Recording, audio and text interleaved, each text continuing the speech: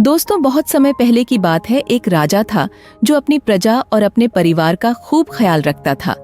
लेकिन राजा को अपने आदमियों पर कुछ दिनों से संदेह था और उस राजा के 3 बहुत ही खास मंत्री भी थे जो उसका काम संभालते थे।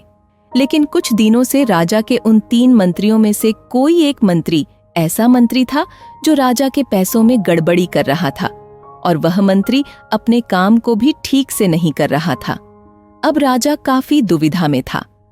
राजा को यह समझ नहीं आ रहा था कि उन तीनों मंत्रियों में से कौन सा मंत्री बेईमान है और कौन सा मंत्री ईमानदार है। यह पता लगाने के लिए एक दिन राजा ने उन तीनों मंत्रियों को अपने पास बुलाया और कहा, देखो मंत्री जी, हमारा जन्मदिन आ रहा है, इसलिए आप तीनों को एक घने जंगल में जाना होगा और आप तीनों को एक एक बैग दे दिया जाएगा। उन तीनों को एक एक बैग दे दिया गया और उनसे कहा कि तुम तीनों को अलग अलग घने जंगल में छोड़ दिया जाएगा। उस जंगल में तुम लोगों को फल के पेड़ को ढूंढना है और अच्छे अच्छे और ताजा फल से इस थैले को पूरा भरकर लाना है और तुम तीनों के पास सिर्फ आज शाम तक का ही समय है। राजा के कहे अनुसार मंत्री को जंगल में छोड़ आए। उसके बाद वह तीनों मंत्री जंगल में चले गए। उसके बाद पहले मंत्री बहुत ईमानदार और मेहनती था, तो उसने राजा के लिए बहुत सारे अलग अलग और अच्छे और ताजा फल से अपने थैले को पूरा भर लिया।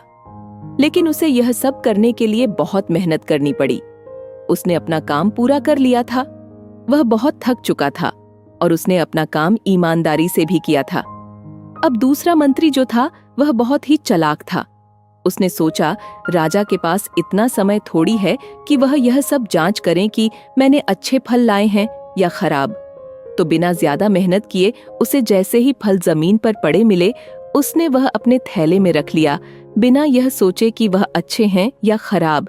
जो उसे जमीन पर पड़े फल मिले थे वह बहुत खराब थे और वह आराम से पेड़ के नीचे बैठ गया। अब तीसरा मंत्री जो था वह बहुत ही ज्यादा बेईमान और आलसी था।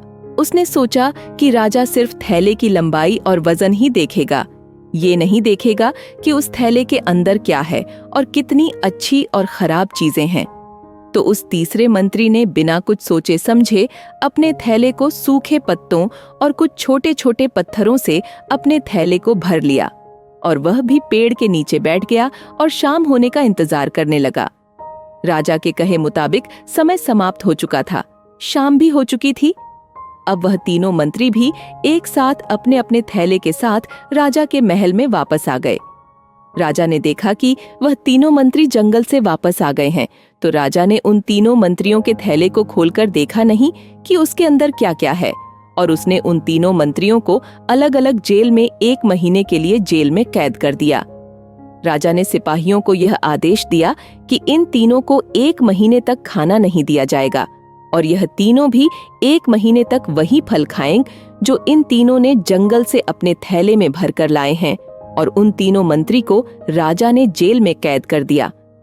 तो जो पहला मंत्री था, जिसने अपने थैले में अच्छे और ताजा अलग अलग फल अपने थैले में जमा किए थे, उसने जेल में 1 महीना आराम से गुजार लिए, अच्छे फल खाते हुए जो उसने खुद जमा किया था। उसके बाद जो दूसरा मंत्री था, जिसने बेकार और खराब फल अपने थैले में रखे थे, उसे वही बेकार और खराब फल 1 महीने तक खाने पड़े और वह उस जेल में ज्यादा दिनों तक टिक नहीं पाया और बाद में वह खराब फल खाने की वजह से बीमार पड़ गया और उसकी तबीयत खराब हो गई। अब जो तीसरा मंत्री था, जो बहुत ही बेईमान और आलसी था, जिसने अपने थैले में सिर्फ सूखे पत्ते और कुछ छोटे छोटे पत्थर भरे थे, क्योंकि उसके थैले में खाने के लिए कुछ सूखे पत्ते और कुछ छोटे छोटे पत्थर ही थे, तो वह 1 महीने के लिए क्या खाता। और तभी उसे अपने बेईमानी और आलस्य पर पछतावा होने लगा कि शायद मैंने उस दिन थोड़ी मेहनत करके इस थैले में फल रख दिए होते तो आज मेरा ये हाल नहीं होता। और वह बिना कुछ खाए वह मंत्री जेल में 2 दिन के बाद ही जेल के अंदर ही भूख के मारे मर गया। तो दोस्तों, इस कहानी से हमें यह सीख मिलती है कि हम जो आलस और बेईमानी करते हैं, बेईमानी मतलब अपने ही काम में अपना कुछ नहीं करना, अपना मन नहीं लगाना और खाली बैठे रहना,